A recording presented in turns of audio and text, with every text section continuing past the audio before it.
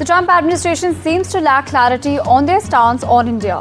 In a fresh development, the White House advisor Peter Navarro has labelled the Ukraine conflict as Modi's war.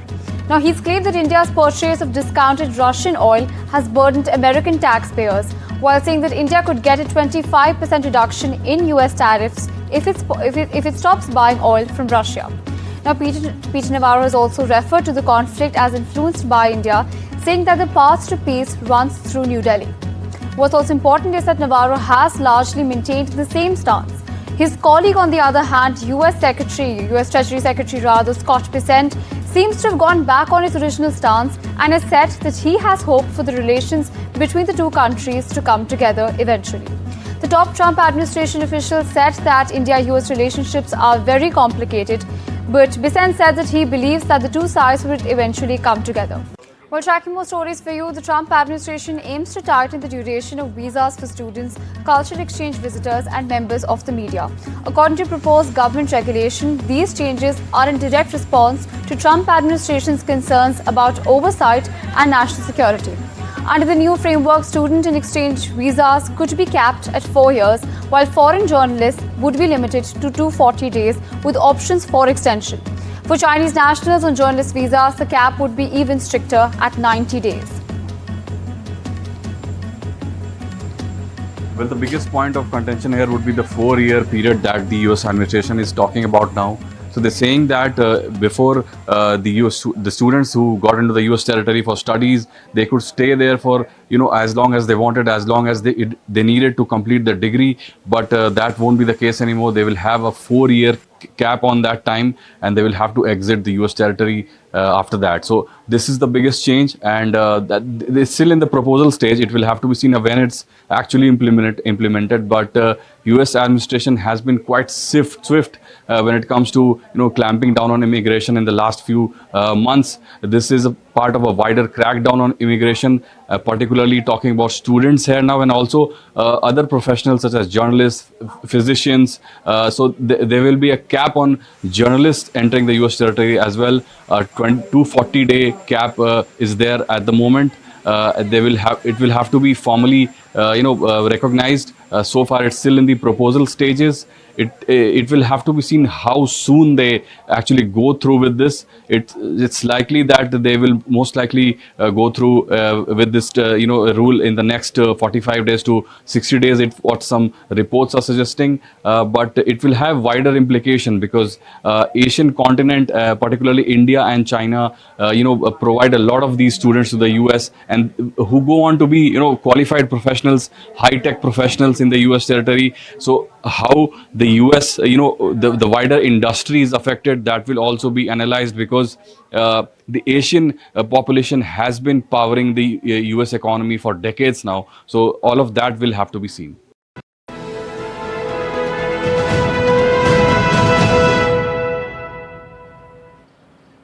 While switching tracks to other stories, Prime Minister Narendra Modi is set to visit Japan from 29th to 30th of August, his 8th visit to the country. Along with his Japanese counterpart Shigeru Ishiba, PM Modi will host the 15th India-Japan Annual Summit on Friday.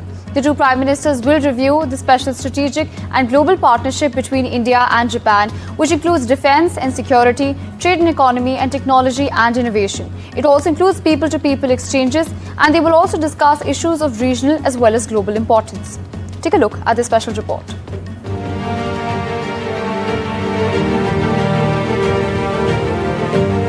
It is often said that the personal dynamics of leaders shape diplomatic ties. Few relationships in Indian diplomacy are as personal, as enduring as Prime Minister Narendra Modi's bond with Japan. Ahead of his 8th visit to Tokyo, the spotlight once again is on this crucial partnership that has shaped not just India's strategic trajectory, but also Asia's power balance. India and Japan, we have excellent relationship. We have excellent political relationship, business relationship, and of course, people-to-people connect. If you go in this country, any part of this country, you will see an India connect, any part of this country. So we have a very solid base on which we are building our relationship. Not just any bilateral visit. The Prime Minister's next trip to Japan continues a tradition which began long before he took the top post. As Gujarat Chief Minister, Mr. Modi took numerous trips to the country, and also hosted Japanese investors in Gandhinagar, rolling out the red carpet for the Japanese industry, making Japan a partner in Gujarat's growth journey. As Prime Minister, his personal connection to Japan translated seamlessly into Delhi's foreign policy. Since 2014, Modi has met Japanese leaders almost every year, whether in Washington for the Quad Alliance meetings or during bilateral visits, a record unmatched with any other partner. Bharat और Japan का रिश्ता केवल diplomatic relation से कहीं ऊपर सांस्कृतिक और भरोसे का रिश्ता है। हम एक दूसरे की प्रगति में अपनी प्रगति देखते हैं। मारुति सुजुकी के साथ हमने जो जर्नी शुरू की थी, वो अब बुलेट ट्रेन की स्पीड तक पहुंच चुकी है। Perhaps the bond that redefined this relationship was the one between the Prime Minister and former Japanese PM Shinzo Abe, a friendship like no other. A friendship captured in images of the two leaders praying at Kyoto's iconic Buddhist temples or performing Aarti in Varanasi. A relationship strengthened by a leader, Prime Minister Modi, called a champion of India-Japan friendship. In fact, upon Abe's assassination and untimely death, Prime Minister Modi declared a one-day state mourning and even attended his funeral, paying tribute to what he said was a phenomenal friend of India. That bond has continued with Abe's successors, Yoshihide Suga and Fumio Kishida, as Tokyo and New Delhi push this special strategic and global partnership. Up to this point, I have described Japan's plan to develop a free and open Indo-Pacific. To achieve this, India is an indispensable partner. 7 visits, countless summits, dialogues, and one joint vision. What makes Prime Minister Modi's Japan outreach unique is the combination of personal warmth, balanced with firm strategy, with one clear message. The India-Japan partnership is here to stay. In a world of shifting alliances, with both New Delhi and Tokyo facing the brunt of US President Trump's arbitrary tariffs, the two countries are ready to script their next chapter together, keeping their national interests at the forefront. With Disha Bakchi, Bureau Report, NDTV. Well, with that, shifting tracks to other stories, Prime Minister Narendra Modi, Chinese President Xi Jinping, as well as Russian President Vladimir Putin will be among the world leaders attending a regional security forum in China next week. They will gather at the Shanghai Cooperation Organization 2025 summit, which will be held in the Chinese port of Tianjin from August 31st to September 1st. Prime Minister Modi would be visiting China after more than 7 years as the two neighbouring countries work on further diffusing tensions foiled by the deadly border clashes in 2020. Meanwhile, India has said that it expects the grouping to strongly condemn cross-border terrorism. This report breaks down the details of the visit. Take a look.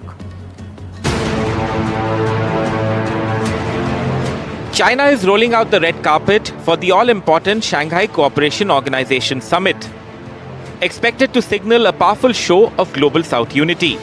From Prime Minister Narendra Modi, Russian President Vladimir Putin, to several leaders from Central Asia, the Middle East, and more at the table, the Chinese city of Tianjin will be at the center of high-stakes diplomacy, aiming to redefine the global order, where the West's dominance will no longer be tolerated. All eyes are on the expansion of the SCO, with this year's summit likely to be the largest since the bloc's conception in 2001. Trade and counter-terrorism are expected to dominate talks. India is pushing for a strong condemnation of terrorism, including cross-border terrorism, in the joint declaration. Roughly 6 months since the devastating Pahalgam attack. Declaration at this summit that is under finalization, the text. We are working with other members and partners to see that there should be a reiteration of the strong condemnation of terrorism, including cross-border terrorism. But the text is under finalization. This comes after Defence Minister Rajnath Singh took a firm stance and did not sign the joint declaration in June, as it did not mention the terror attack, but made direct references to militant activities in Balochistan. For New Delhi, the visit will be pivotal. This is Prime Minister Narendra Modi's first visit to China in more than 7 years, as the two neighbours work on further diffusing tensions roiled by the Galwan clashes of 2020. Prime Minister Modi is expected to hold key bilaterals with the Chinese president, the Russian president, as well as the Iranian leadership. A forum largely dominated by Moscow and Beijing, the SCO gives New Delhi the platform to engage with two nations now crucial to its diplomatic power play against Washington. With tariffs tightening and pressure mounting over Russian oil, Prime Minister Modi's China visit will mark a strategic recalibration, a new balancing act in a divided world. Listen up, President Trump. It's the Global South speaking. One that will no longer tolerate Washington's bullying, but stand strong and united. With Disha Bagchi, Bureau Report, NDTV. Well, with that, Shishrin tracks to other stories. As the Ukraine-Russia war rages on, a heavy Russian drone and missile attack on Ukraine's capital killed at least 8 people and injured many more early on Thursday. The number of dead and injured was expected to rise as rescue teams continue to search for people trapped underneath the rubble. Russia launched decoy drones, cruise missiles as well as ballistic missiles, according to the head of Kiev's city administration. At least 20 locations across 7 districts of Kiev had impacts. Nearly 100 buildings were damaged, including the shopping mall in the city centre, and thousands of windows were shattered. This comes as peace talks in the Ukraine war seem to be stalled, with no location reached for a possible meeting between Russian President Putin and Ukrainian President Zelensky. Shifting tracks to other stories, a shooter opened fire with a rifle on Wednesday through the windows of a Catholic church in Minneapolis and struck some of nearly 200 children celebrating Mass during the first week of school. Killing 2 and wounding 17 people in the act of violence, the police chief called absolutely incomprehensible. Armed with a rifle, shotgun and pistol, 23-year-old Robin Westman approached the side of the church and shot dozens of rounds through the windows towards the children sitting in pews during the Mass at the Anglican Catholic School. FBI Director Kash Patel said that the FBI was investigating the shooting as an act of domestic terrorism and hate crime targeting Catholics. Now, the shooter had "Kill Donald Trump" and "Nuke India" written on his guns. A video on his now deleted YouTube channel showed. Listen in to some of the reactions. At this point, we know we have a total of 19 victims from this tragedy. 2 were young children, ages 8 and 10, that were sitting in the pews at Mass when they were shot and killed. They were pronounced deceased on the scene. There were another 14 children between the ages of 6 and 15 that were injured by gunfire. There were also 3 adults in their 80s that were parishioners here attending Mass that were also shot in this incident. The families of all of the children that have been affected have been notified. And there's no words that are going to ease the pain of the families today. On behalf of all the people of Minnesota, our deepest sympathies. A wish that any of these words would make what you're feeling now better, but it won't. A place that's founded on community, founded on service, founded on family. Well, President Trump's push to deploy National Guard troops across US cities is growing, as the president threatened Chicago as the next city he would target after his administration's federal takeover of Washington, prompting Democratic pushback calling the proposed actions un-American. Yet behind the aggressive talk, the data actually shows that most US violent crimes has been in a steady decline in recent years. This report explains. Take a look.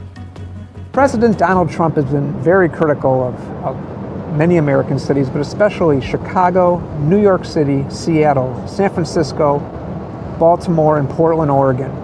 He's suggested, threatened to send National Guard troops into those cities like he has in Washington, D.C., to fight crime. He says Chicago is a hellhole, a killing field. Yet statistics, crime data, show that most violent crimes in these communities have been on a steady decline.